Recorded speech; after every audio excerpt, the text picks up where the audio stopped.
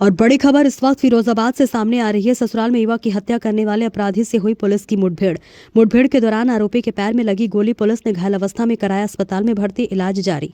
अपराधी द्वारा युवक का सिर धड़ से अलग कर दिया था। घटना को दिया अंजाम बीते दिन ट्यूबवेल की कोठरी में मिला था नग्न अवस्था में सिर कटा हुआ युवक का शव।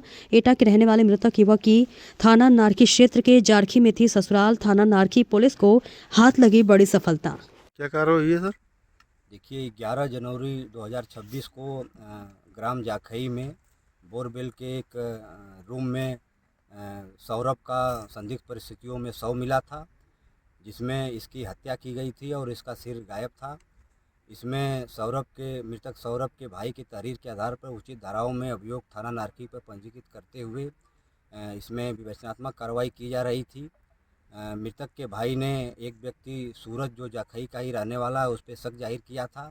पुलिस सूरज की खोजबीन कर रही थी, तलाश कर रही थी और संभावित स्थानों पर दबिश दे रही थी।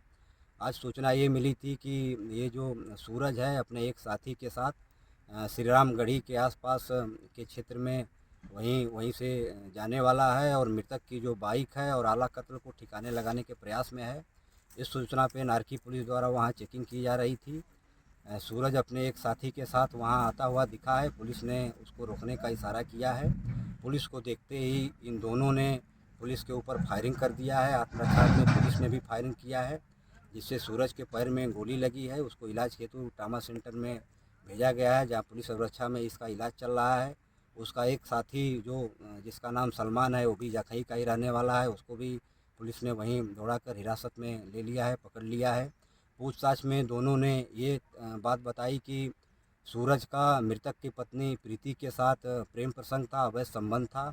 इनको आपस में मिलने जुलने में दिक्कतों का सामना करना पड़ता था, इसलिए इन दोनों ने प्लान किया कि सौरभ को रास्ते से हटा देते हैं और इस प्लान में इन लोगों ने जाखई के सलमान को भी पैसे का लालच देकर शामिल कर लिया।